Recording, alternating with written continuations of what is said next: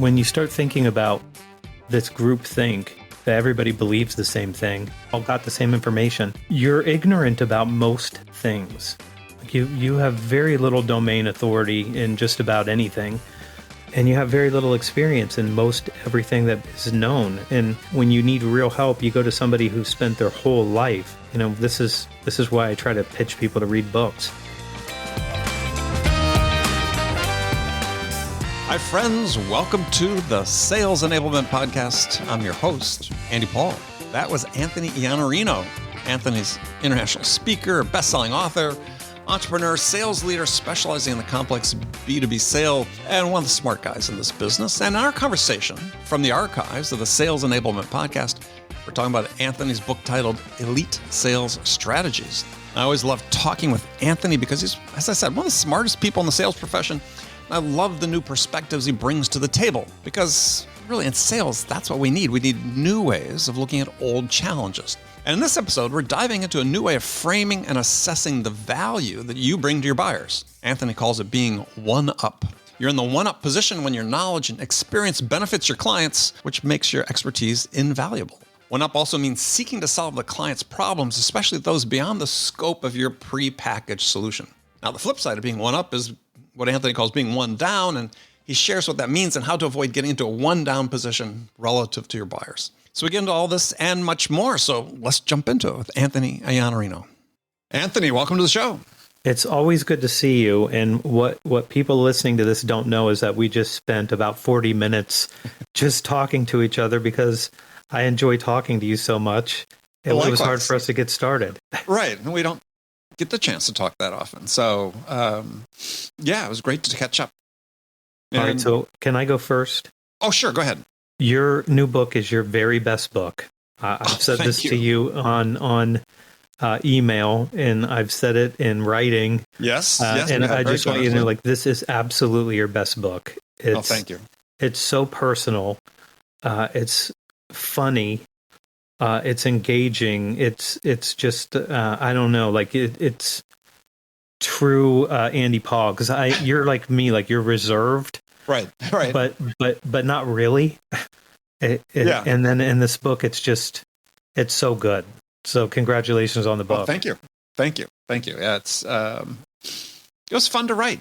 Oh, I could tell by reading it. Yeah. And I had the benefit of just a great editor who made it even that much more fun to work collaboratively with someone to do it, which I didn't have on my first couple of books. So that process in itself, I think, helped me produce a better book. The first time you get all the read back, though, you're like, this person doesn't understand what I'm doing. And then you read it a second time and you're like, this is really helpful. Yeah. No, I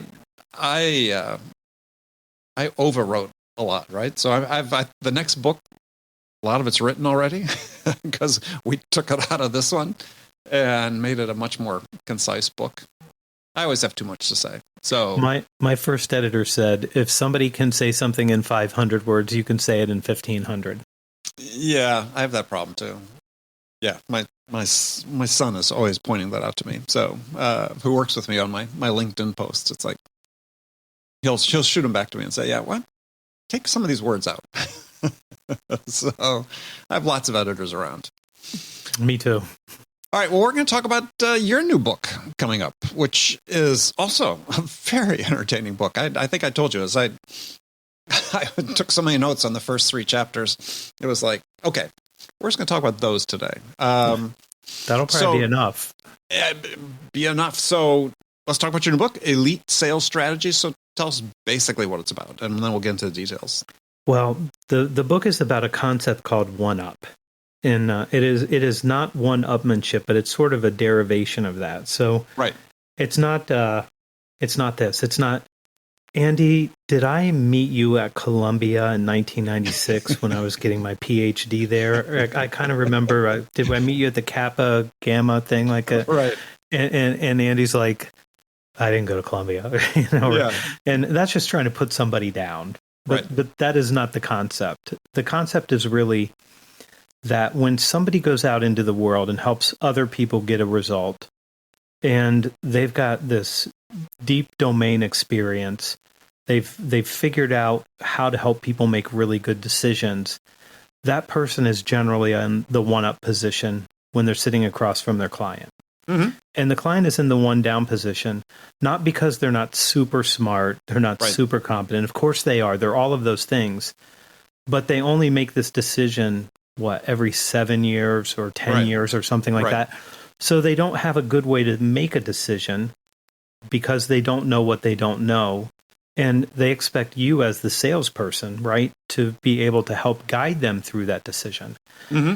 But what we've taught and trained people for I'm going to let you argue with me on this one. I'm going to say 40 years. Sure. Okay, I'm going to say 40 years.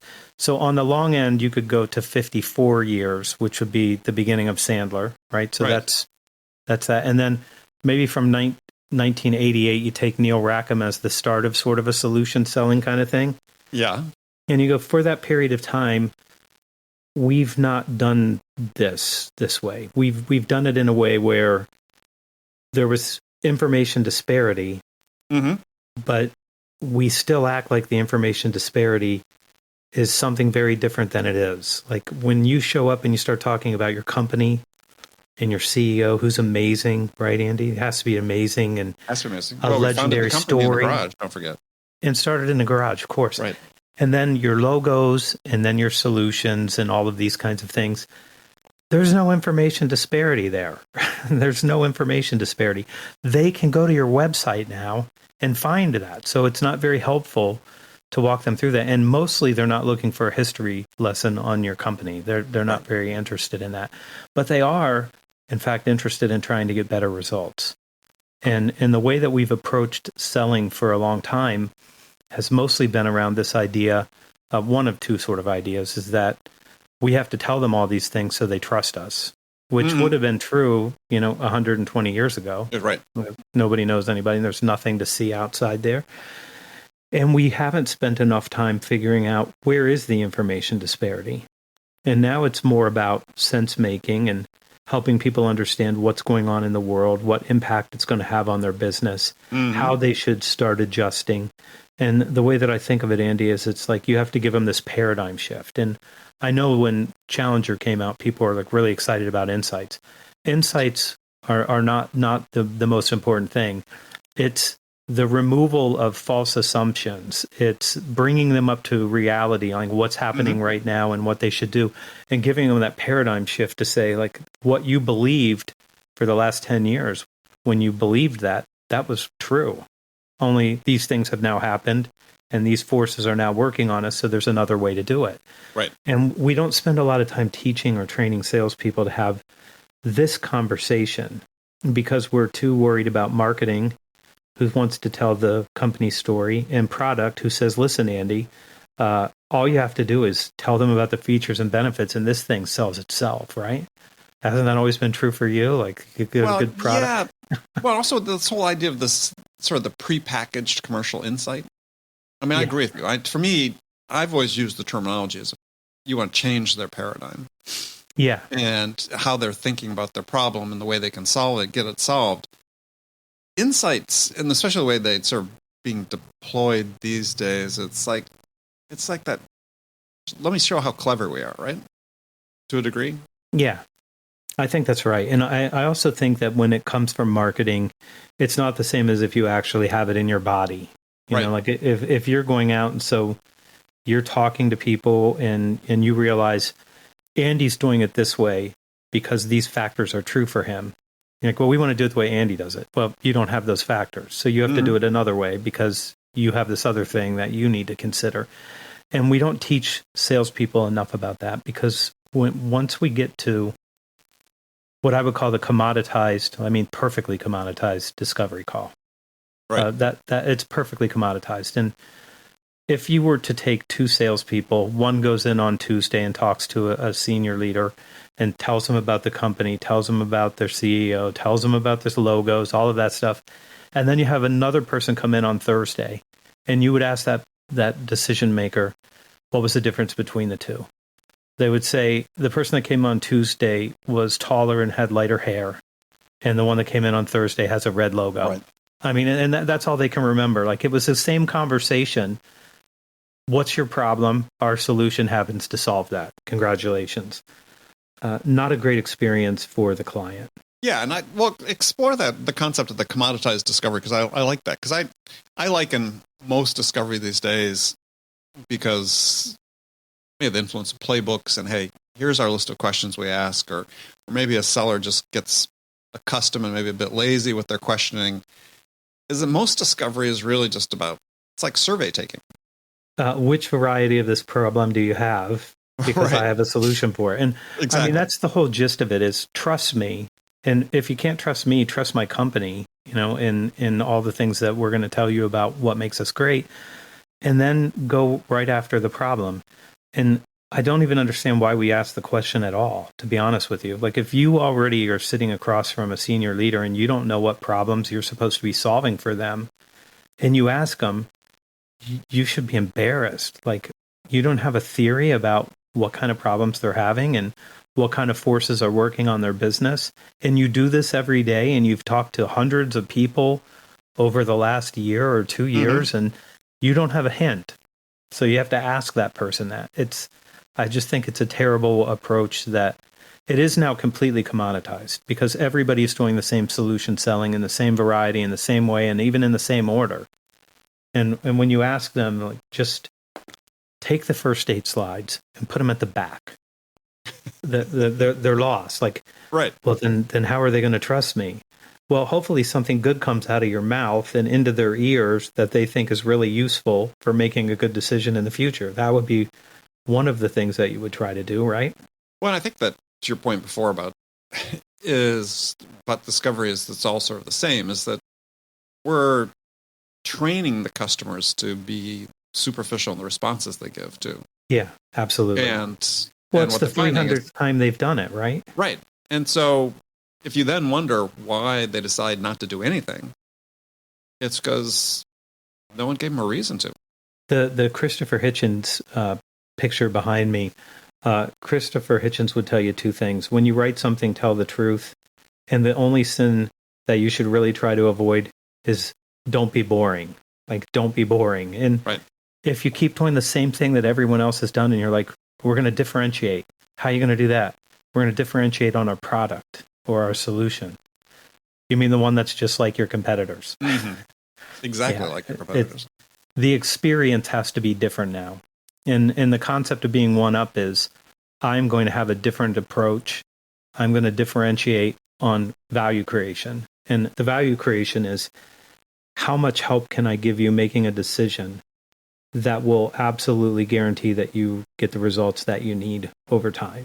And that's right. It. So they're trying to make a decision to get better results. They're not trying to buy anything. Yep. They want to have a conversation about the better results. So this is the Theodore Levitt, people don't buy drills, they buy holes. The holes, right. And we still want to sell the drill. And they're like, well, the drill is yellow. It looks like you could work on a construction site, and it's reversible. And you're like, I don't want a drill at all. Like, I need greater market share. I need greater revenue growth. I need something other than your SaaS product. And that's it. Well, I want to go back to this idea that you're talking about is, I love the way you sort of frame, partially because I look at it the same way, is that this basic agreement you have with buyers is they're going to give you time. You have to give them something in exchange for the time they invest in you. That's right. And in the absence of that, how are you creating an experience? Well, the experience you're creating is one that's not positive. Let's say that. I think it ran out of steam. And I think that's true for a lot of things. And you're still young, but not quite as young as you were at one time. And you remember when sales was more transactional because it worked. And then it became more consultative, and we moved into solution selling because transactional approaches didn't seem to work as well. So we tried to evolve, and now we're evolving again, and we'll evolve again after this. And my opinion is the direction is towards more consultative approaches that are going to stretch salespeople who are going to have to do a lot more work to be valuable to senior leaders over time. if you want to go and help people, you're going to have to know a lot more than you would have had to know, let's say, 15 years ago. Yeah, well, it sort of gets the heart of this Gartner study that came out a year or so ago saying buyers just don't want to talk to sellers. And I don't think they don't want to talk to sellers who can't provide more value than what they can find themselves. Right. And that seems like a pretty low bar.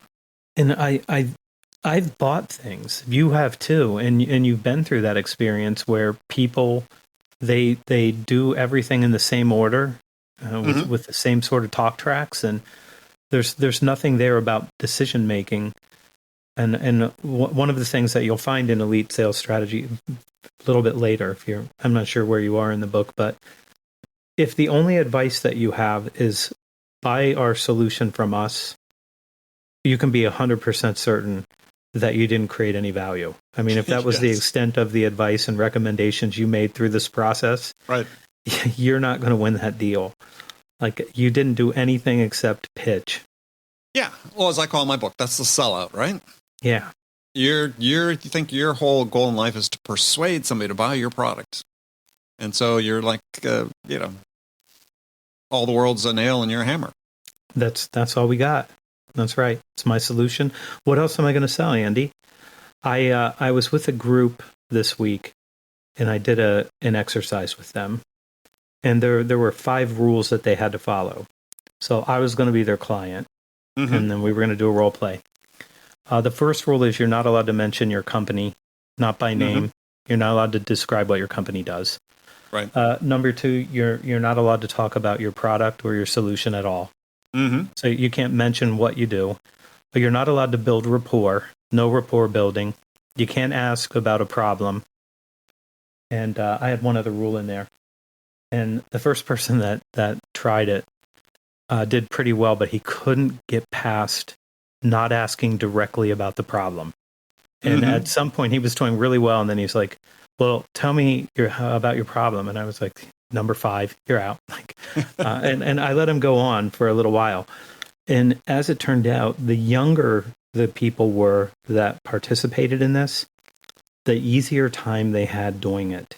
And the longer that they'd been in sales, the harder it was for them to avoid going right into one of those, whether it was talking about, well, our company does this, or tell me about your problem.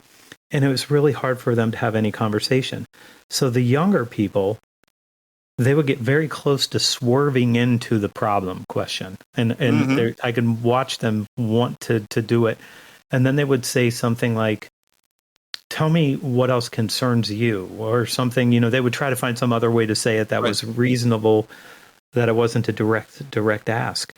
And we've trained people so well to figure out what the problem is, determine the pain point or the hot button, that's all they think they need. And so, well, I'm going to help you find a problem.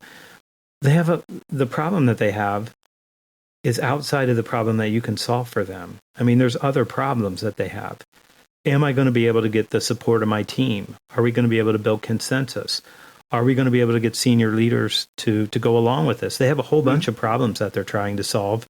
And if you limit yours to, like, the only problem I solve is replacing this solution that you already have with my solution, you're not generating a lot of goodwill or a lot of value creation. And that's it. In fact, I think what we did for so long is now anti-value. Right. It actually takes away from the experience.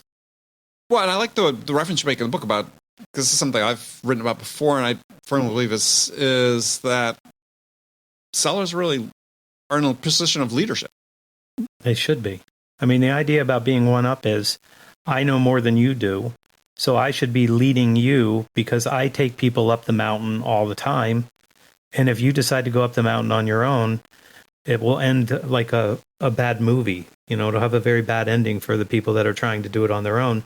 And I think the stats, if I'm up to speed, 54% of companies that pursue a change initiative end with a no decision. So more than half. And I would say that's our fault because we're not facilitating the buyer's journey in a meaningful way. And in the book, that shows up as a vantage point. And, what's your vantage point? You've walked up the mountain and taken people up lots of times. You know where all the traps are. You know where all the problems are. They're doing it once every 10 years, once every 5 years, whatever the number is. They don't know those things. You're supposed to be guiding them. Right. I mean, you have a line in the book, as you said, your basic script goes like this. I know something you don't know. May I share it with you? Yeah, that's the general gist of the book. Right. And I think that's such a great, clear perspective. And it's not coming from this, arrogant position that I know something. It's just in this dimension. Right. I am one up. Right. And do I have your permission to share it with you? And the buyer will also be one up on things that you don't know, that you will want to get to know and understand by going through the process with them. And this is what has changed in discovery from my experience. I'm going to ask you questions about your problem, and you're going to tell me that, and then now I'm going to know what your problem is. Okay, good. But I think right now, I have to help you discover something about yourself. I have to help you understand something about the reality that you're living with right now and what's possible for you. And if they don't learn something about themselves, then I don't think you can accomplish the why change effectively enough to get people to move forward. Right. And the fact that you know that they have a problem, like, well, they have a problem, so they're definitely going to do something. Well, then why don't they? Like, why do 54% of them not do that? Because you didn't give them enough help with their own buyers. It's not even a buyer's journey, Andy. It's journeys. Like, there's a bunch of people, they're not aligned. No. And once you realize that, you realize your job as a leader is really different. You got to go help that person figure out, how are we going to get this group to agree on something? Yeah, one thing I've read recently that I think you may find interesting too is it was an abstract of the study that was done back in the 70s by the sociologist about this, the concept of strong ties, weak ties. Mm-hmm.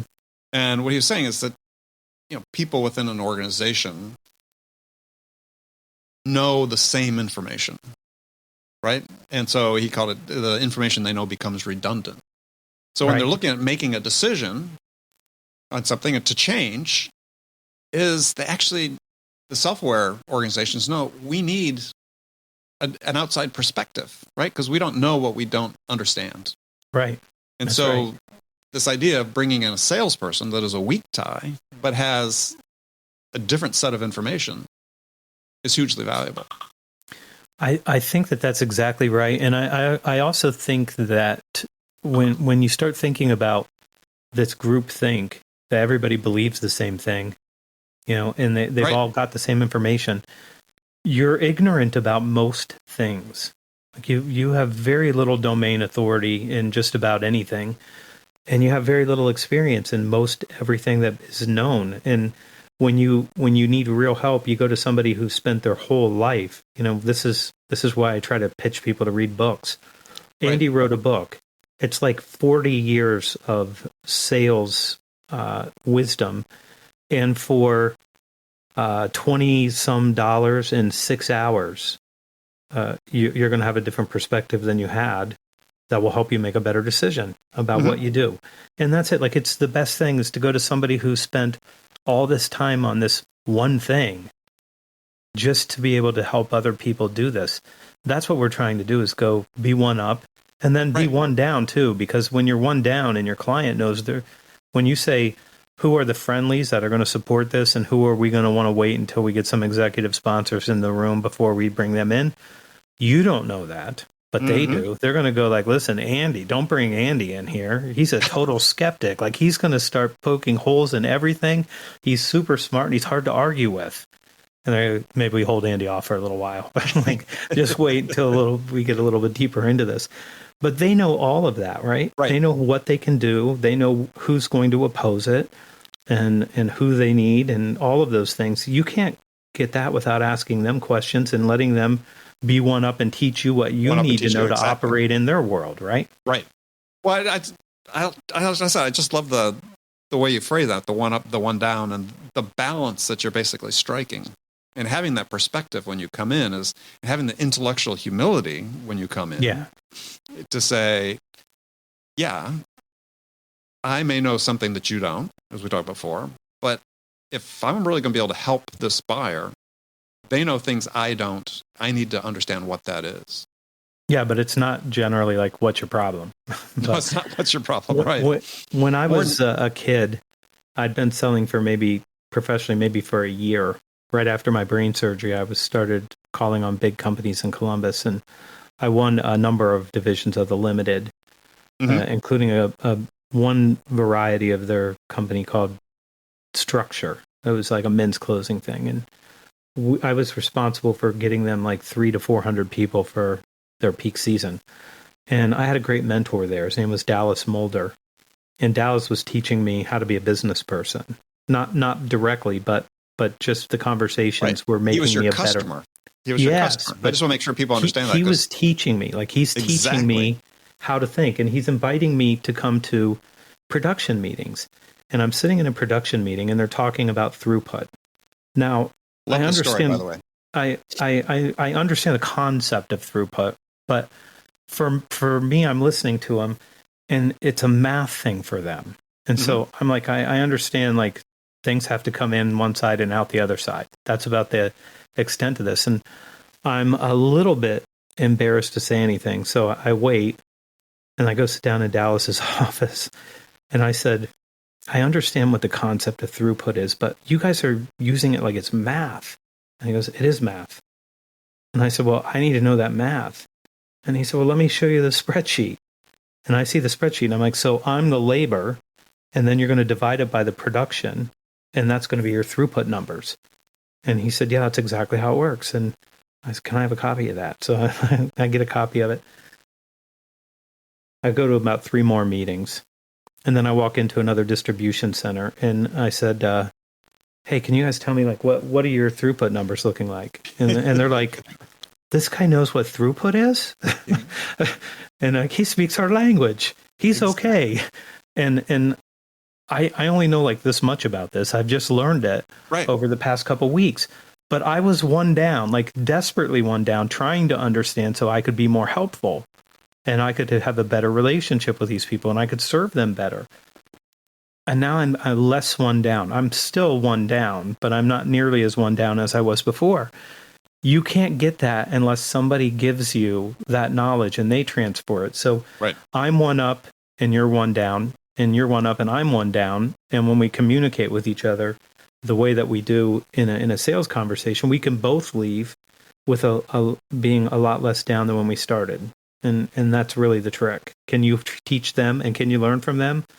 And if you learn from them, even if their perspective is different, that perspective is going to help you with some other client in the future. Like you look at it and you say, exactly, I learned something here and I'm going to hold on to this because it gives me more nuance, which you would like because you're a nuanced guy too. Like this is going to fit here, but it won't fit over there, and this is why. Well, and just by virtue of asking that question, you were perceived as having a certain level of acumen and credibility that you wouldn't have had otherwise if you had just come in and asked about the problem. Exactly right. Yeah, and I know now. I knew that throughput is like that. That's a metric that they cared deeply about. Right. And it worked everywhere I used it. I used it about 5 times in a row after that. So for people listening, he actually told a story from his book, his new book, Elite Sales Strategy. I noted that story. I thought it was a great story because it just illustrates the point about paying attention, right? As your sellers, I mean, several points it illustrates for me. One is I learned so much about how to sell from my customers because if you listen and if you ask the right questions, they will basically tell you how to sell to them. They will teach you. They'll teach you how. Yeah, they will that's teach what I meant. you They teach if you. you let them. If you let them. So if you're not so concerned about telling them how much you know, and I said have this position of intellectual humility that you approach things with, you'll be given the keys to the kingdom by your customers. The way that I generally start a conversation is with an executive briefing. And my first thing that I would say is, Andy, I know you're paying attention to the same sort of things that we're paying attention to. And I'm going to ask you to share your perspective with me because what might be showing up for you might be very different than what we're seeing right now. And I would love to know, what your perspective is and what your history with this kind of idea has been. And they're happy to share. They'll share with you, and then you can become less and less one down and more one up. And then when you start talking to other people and you've been educated, like you've been educated and I've been educated by clients who taught me things, it just makes it very easy for people to want to buy from you. And especially you used the words I put in the book, which is intellectual humility. Like, know that you don't know very many things, and then let people correct that by sharing with you what you need to know to be able to serve them better. And that's as good of a recipe as you need. Well, I think so, because you don't have to know everything. You can't know everything. Right. You can hardly know very many things at all. Right. So I think the people that feel insecure about that are the ones that are more of the show up and throw up type sellers, is because they're afraid they'll be exposed that they don't know anything. Well, you just showed yourself not knowing anything just by doing that. Yeah. So, yeah, lean into it. Ask a question. Be interested. Ask another question. I mean, to your point, I've never had a customer told me I was asking too many questions. If you're asking thoughtful questions of people. I think I wrote this on LinkedIn recently about people don't like to be sold to, but they do like to learn. They do like to learn things that will help them make better decisions. But you know what else they like to do? They like to teach. They also like to teach you what you need to know to be successful inside their company. Right. Especially if you've developed the relationship in the first couple meetings, they want to make sure you understand what you need to know to be able to get things done. One of the things I was thinking of with the one up, one down idea, which I really liked, is it sort of took me back to an early boss in my career that used this scorecard. He said we should use with our customers we were selling to, where basically we graded every interaction. We asked them as basically it was a +1 or a -1. And you could sort of get this cumulative score over the course of your interactions is, if it was 0 or less, it was going to be kind of problematic. Not enough value. Not enough value. Yeah. It was right there for everybody to see. When it gets back to the point about people making the no decisions too, is I think that in my experiences, if you can't help the customer get to the point where they do their internal business justification for making a change, then you're going to end up with a no decision. Right? So if you can't help them get to that point, and this the point you made before, is if you're not leading them there, if you're not helping them get there, they're not going to put the work into doing that justification. And they probably won't do it nearly as well as if you were to guide them through that and help them make the business case. And, and just saying, we know you have this problem and we know it's a pain point for you, probably isn't enough anymore. I mean, and maybe in some less sophisticated or complex deals, maybe, but as they become more complex, you have to do a lot more work. If you're listening to this, if you're within the voice of our voices, if you can hear us, then I would just tell you, you just have to remember when you have clients that decide that they're not going to do anything, it's because they were missing something that they needed. The person who is supposed to be one up is the person who's supposed to make sure that they have everything that they need on their side. Because mostly they can't make that justification as easily as you can because you've helped so many people. And you might have to teach them, this is what you need to include in yours. And here's what we see the average cost being for companies and how much time it takes to do these kinds of things. And the more that you can feed them, the better. And so when I started doing an executive briefing, Andy, it was 2001. I had a client who I couldn't get to change a pay rate. And in this particular business that I was in, if people aren't happy, they fire you and they get somebody who looks just like you. I mean, that's it. Like, just like you. No different. Same database. Everything's the same. And at some point I realized, staffing business. Yeah. So that in that business, I started to realize the reason that I'm failing is because they won't raise their pay rate. And so they're not getting what they want because they're under market. I spent a year trying to get them to do something. I couldn't get them to do it. And I bludgeoned them in a meeting with 100 slides of data. And I was literally not going to lose this argument. Like, you're going to have to argue with the Census Bureau, the Bureau of Labor Statistics, the Wall Street Journal, the New York Times, SHRM. Like, you have to argue with everybody. Like, I may not get the deal, but I'm going to be right. Yeah, I'll be more than right. I'm right and repetitively right. Throughout, some of the data was the same data from different sources, just so they could see like everybody agrees on this. At the end of that meeting, the senior leader said to me, "That was a really good presentation." Now, he was a Vietnam full bird colonel, like not a happy fuzzy guy, right? Right. And I said, "Thank you." And he said, "Can I have a copy of that slide deck?" Now, nobody had ever asked me for my, self-oriented slide deck with a picture of our building on it. And I said, "Why do you need the slide deck?" And he said, "I'm going to be briefing the senior leadership this afternoon at 3, and it'd be really helpful to have that." And I said, "Okay, you can have it." And he said, "Take your logo off." And I was like, oh my gosh, like I got to take the logo off? Like I don't even get credit for this thing that I did. And I'm like, okay, I already said yes. So I took the logo off. And I gave it to him. 2 hours later, after his meeting, he called me and gave me $2 million to raise the pay rate by $6,000 per person at the end of that. And I would love to tell you that immediately I dropped everything and started doing that. But it took me a couple months. And in the intervening months, I went to a meeting in Cincinnati and I sat down across from a client. And I reached into my laptop bag like this to grab the laptop. And the guy sitting across from me said, "Don't open that laptop lid." And I was like, "What?" He said, "Don't open that laptop lid. I don't want to see one slide." This is 2001 now. It's 2001. Right. And he doesn't want to see the slide. And I said, "Well, I have some really interesting ways to show you why we do what we do and how we do it." He goes, "Listen, I'm going to ask you 15 questions. And if you answer these questions, we might do business together." And I'm like, well, a lot of those questions could probably be answered by this. He goes, "Leave it in the bag." So I put it back in the bag and we just talked. Right. And that was it. We just talked. He asked questions. I asked questions. We just talked to each other. And I won that deal. Maybe a month later, a friend of mine called and he said, "You won't believe what happened to me today." And I said, "What happened?" He said, "I had a big presentation and I walked in and I put the laptop on the table so I could connect it to their thing. And the CEO said, 'If you open that laptop, I'm going to throw your ass out of here.'"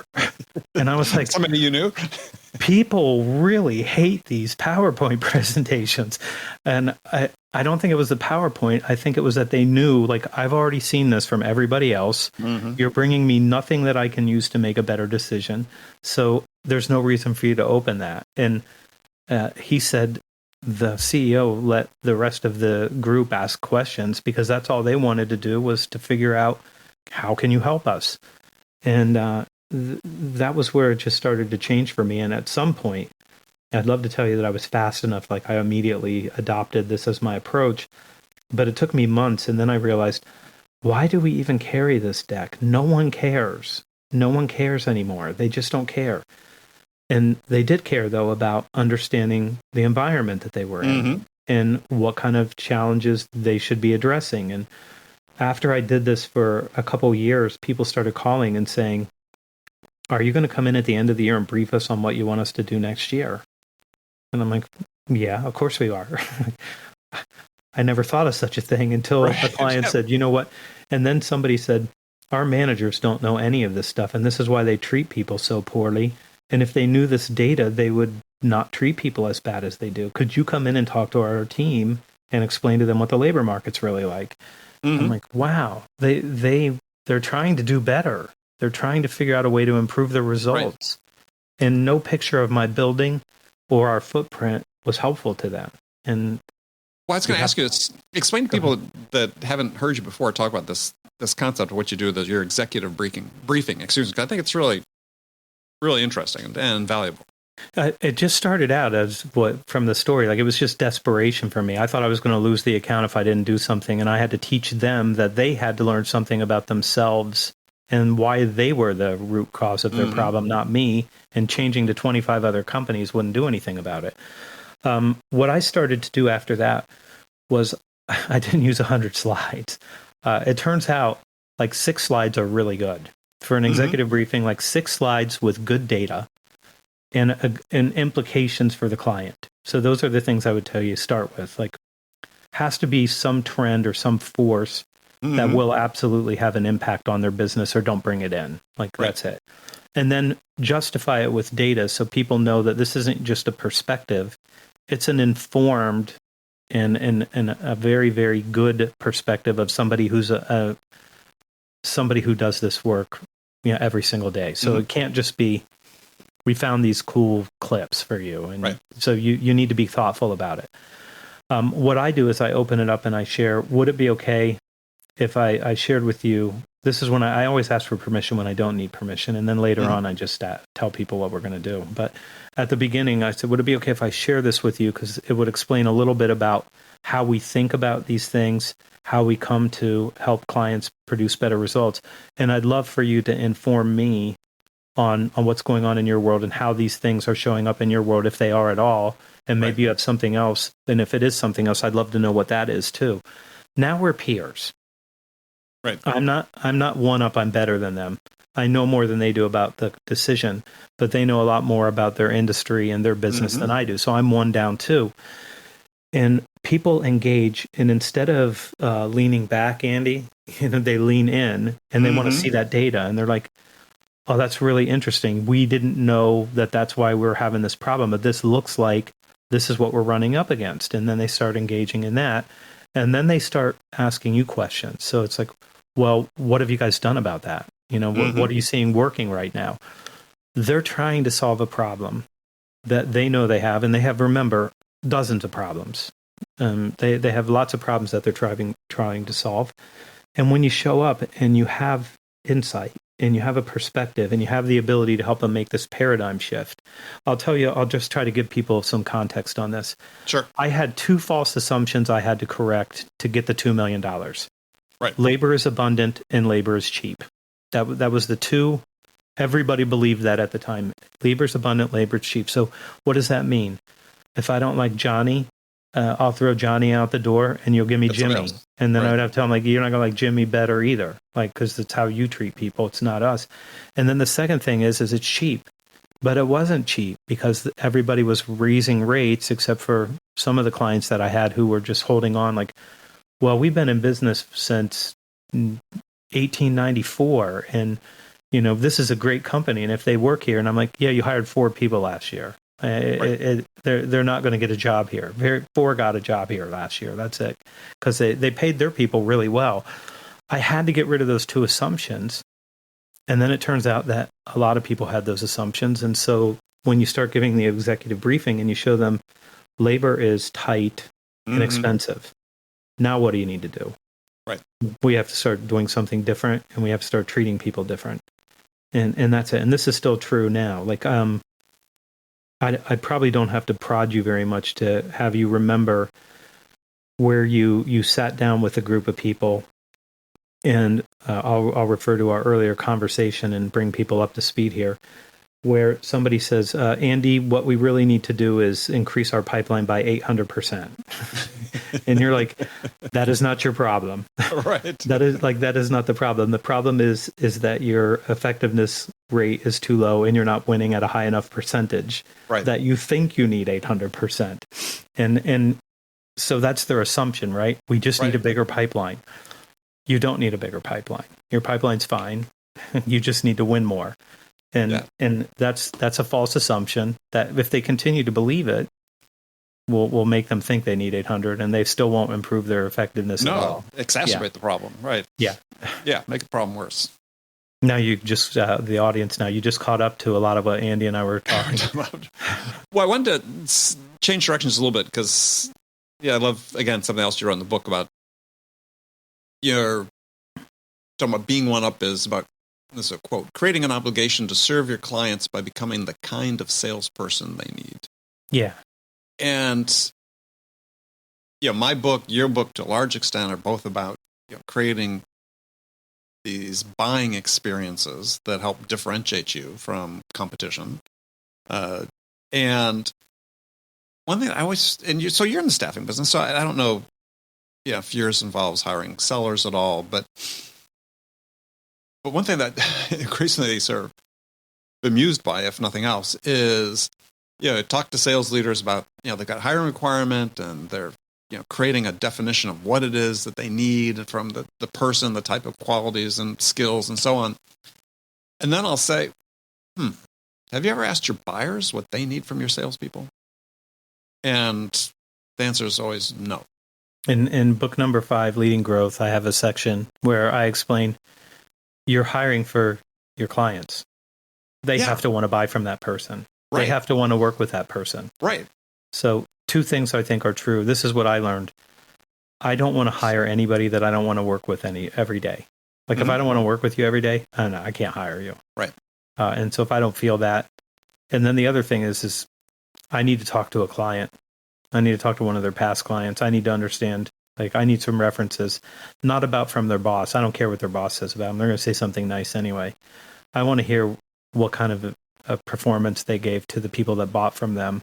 So, but that's who I'm hiring them for, right? Mm-hmm. I'm not going to talk to you. You're going to be out talking to other people. You need to make sure that group of people thinks that this is a good person to work with. Yeah, and I think as an organization, you should be more methodical about talking to your buyers about what their experience has been dealing with your sellers. And I don't mean just a one-loss analysis, because there are lots of factors there that have nothing to do with the performance of the seller in the moment. But you can survey your buyers about this and blend it with some interviews. So you do qualitative and quantitative, both research about it. So you really understand. It seems like really missing data for most companies. Yeah. And you also have to think about, what does that client need? Like, what do they need? Do they need to know about your company? Probably not. And so when I was telling you about doing that experiment, I had 4 people get up and not be allowed to talk about those things. 3 of them did just like a brilliant job, and they were having fun with it. And people were starting to see that I was watching the light bulb sort of go on. Like you can actually just have a conversation about the problem that they have and share with them, without telling them, like, tell me what your problem is. You can just go ahead and start explaining, and this group they did recognition and gratitude kind of things. Right. Like they know the attrition numbers. They know all of that stuff. So they had the data. And then it was easy to get into a conversation about, here's what we're seeing. Right. And there are things that you can do about it. Like you should have some sort of communication with them to express the gratitude that they're with you within 15 days. And that keeps people there. And they have all this really, really good, rich data. Right. But you don't have to ask the person, do you have an attrition problem, when 4.3 million people quit their job every month since August of last year. You can be pretty sure everybody's got this problem. And the baby boomers have retired, 21 million of them. And now people are starting to say, how do we get the baby boomers back to work? How do we do that? Yeah. Oh, yeah. Okay, well, you've got more insight into that because you're in the staffing business. They're super competent. They know how to do everything. Well, no, not that. Is I thought the problem, at least pre-pandemic, was the baby boomers wouldn't go away, and there was a lot of resentment being built up about that. But you're saying now they did start retiring during the pandemic, and now their skills are needed. 3 million in the third quarter of 2020. 3 million baby boomers leave the workforce. And so you start looking at numbers like that, and then they're like, the young people are great, but they don't know how to do anything yet. And we need people who still know how to do things. And they're like, how do we solve this? Try to get the baby boomers to come back. A lot of them just in the pandemic, when they weren't allowed to go into work, they just decided this is it. Like, I'm done. I'm not coming back. But we need them. We have what's called a demographic drought. We had the lowest birth rate in 2021 since World War II, about 1%. And World War II was 6% growth. And all of the men were in Europe. So, we have a problem. We don't have enough babies, and we're not replacing. And remember, we lost 1 million people in this country to COVID. Right. So there's a lot of things going on. And I mean, this is the kind of stuff, like, you have to understand to talk about this with clients, but not maybe this, but supply chain issues, the effect of inflation. when people are in distribution or e-commerce, the gas prices, it hurts the individual, but it hurts businesses, much more to have to pay, maybe 40% more for diesel and things like that. There's a whole bunch of things, but you have to just pay attention to all those and be the person who is one up so that you can give people the best help. Very interesting. This is Sales Nerd Talk with Anthony and Andy. Yeah, but this is stuff people need to know, right? Is we were talking about this before we started recording. It's just, there is this trend. It's part of what, the reaction to which I wrote my book is this idea that we can make sales so cookie cutterish, and that, every situation is just the same as the situation before, and the people you're talking to are going to answer questions just the way they did. And it's like, context and a different perspective is just central to your ability to be successful in this profession. Is not think every situation is the same, but be alive to the possibilities that there's difference. I like to say is that acumen is not about knowing how one situation is similar to the other. It's knowing how they differ. Yeah. And that's one of the things that people are afraid of. They're like, what if the client has a different perspective? Well, steal it from them. Like, find out why they have that perspective. I mean, maybe there's something valuable that you can share with other people because you just learned throughput from somebody, and have a way to talk about it. Like, you can learn that and then take it and apply it later on. And sometimes it's the right thing to talk about, and other times it's something else. But if you don't have other people's perspectives, I know, Andy, this is like heterodoxy, I think, here to say, you don't have to be offended that other people have different beliefs than you. Right. I know right now we're all supposed to have the same exact set of beliefs based on whatever the political narratives are. But that will keep you really dumb for a very long time, and you just have to recognize there's different views of these things that people value in different ways. And the more of them the easier it is for you to figure out how to help people. Right. And if you fear asking questions, or you fear being exposed for not knowing something, therefore you don't ask the question, then again, you're just sort of dooming yourself to failure at that point. So I'm always willing to be a little less ignorant by just asking the question and revealing, I don't understand what it is that you're trying to say to me. And I'm going to need you to dumb it down so that I can understand it. Right. And no one's ever mad at you for that. No one's ever mad at you for that. Never been mad at me for that. No. I mean, we talk about, it sort of strikes me as our conversation today, but also other conversations I have with people on the show, is there's a point we're all new, right, in this job. And we are like one down for a long period of time. And that's okay. Till about, as far as I can tell, late into your 40s. Yeah. And that's okay. And the way that you work with being one down is you ask questions, and you keep asking questions so you truly understand, what is important to the buyer? What are the things that are most important for them that you can help them with? And don't be afraid of asking the questions. It's the only way you're going to learn. Yeah. It's the only way that you're going to learn. And look, I hated school.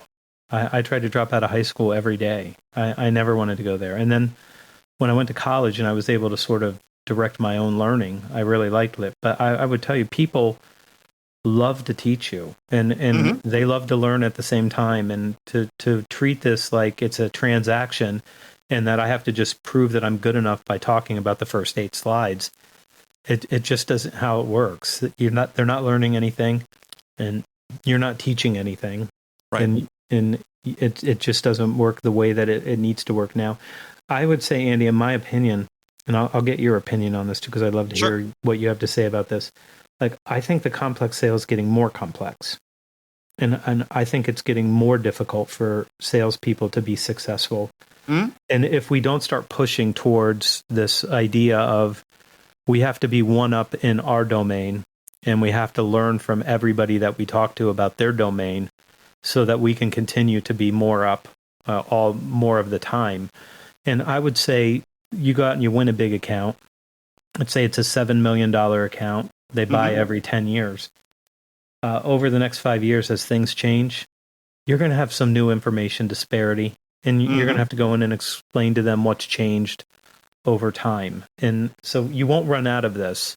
I think it's just going to be more critical, and that if you can't help with the paradigm shift and to get rid of some of those false assumptions and bring them up to what's now, I think selling is going to be incredibly hard for people. Yes. And I believe that one of the critical skills and perspectives to have on that, which goes along with what you're writing about one up, one down, is because you're talking about this in a very non-judgmental way, right? Is we're not judging people for being one down. This is not personal assessment of them, unless it's ourselves. Unless it's ourselves, right? We can judge ourselves, right? Yeah. But people need help. This is why they're talking to sellers. At the end of the day, is back to this Gartner study is why do buyers want to talk to sellers? Because you can help them think more deeply and broadly about the challenges they have and the outcomes they can achieve by addressing them. Chris Beall, his quote starts, I think, chapter 1. I think it is chapter 1. And when he said this, he didn't actually say what is written down on my slide deck, but it was close. What he said is people buy from people they trust to make a decision they don't trust themselves to make. Mm-hmm. And they want to be certain, and they want somebody who can help guide them through that process. Yep. So people buy from people that they trust more than they trust themselves to make a decision. And that's the game that you're playing. Like, are you the one that they trust to make the decision for them? Because, Andy, we are making the decision for them through selling. We're giving them this information. And when they decide to choose us, it's because they took our perspective and they believed what we said was true. And they think that we are helping them make the decision that they might not have made without us. And right. And that's really what you're supposed to be doing. And if you just sort of build everything around that and just decide, like, what do I have to learn and what do I have to teach? And how do I help them see something that they haven't seen about themselves that would allow them to make a change? Because if your competitor's solution isn't working, I don't know why you think yours is going to be any better. Like, I would tell you, when you get to the last chapter of the book, Andy, at some point, maybe I'll give you a copy of a real book, but there's no galleys right now because there's no paper. No, but I'm working on it.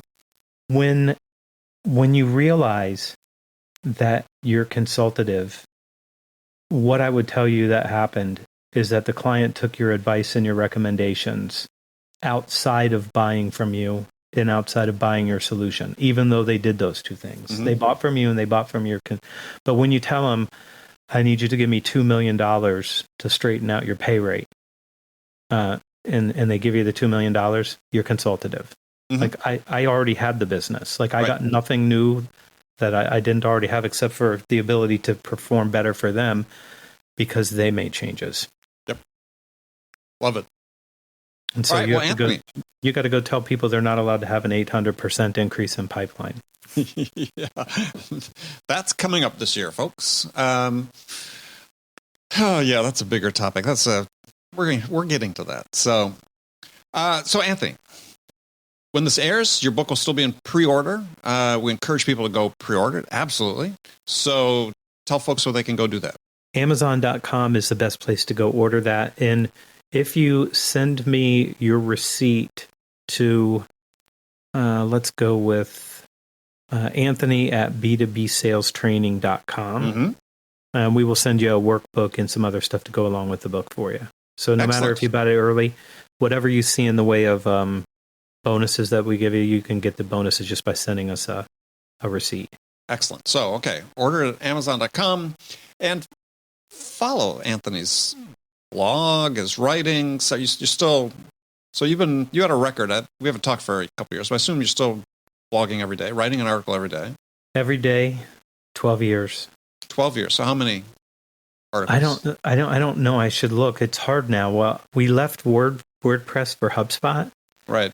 And I moved over 4,500 when we did that, maybe last July or August or something like that. Yeah. So however many days in between, I've racked up, I don't know, maybe hundreds more. Right. So if you're not following Anthony, follow Anthony's in his writings. I do, because I think he's one of the more thoughtful people, if not the most thoughtful people in our business. And just a wealth of content to choose from. So, Anthony, thank you for joining me. Thank you for having me, and thank you for letting me to have a blurb on the back of your book. It is. I'm just repeating this for people if they got here late, and they're getting to the end of this and they skipped over any part of this. It's your best book, and I'm thrilled that you're having the success with it. It's amazing. Well, thank you. You did a great job. Thank you, and I'm excited for your book because it aligns. We're well aligned on many things. So yeah, I think so too. All right, Anthony, thank you. Thank you. Okay, friends, that's it for this episode. First of all, I want to thank you for taking the time to listen. I'm always grateful for your support of the show. And I want to thank my guest, Anthony Iannarino, for sharing his insights with us today. And as always, I want to thank you for investing your time with me today. Until next time, I'm your host, Andy Paul. Good selling, everyone.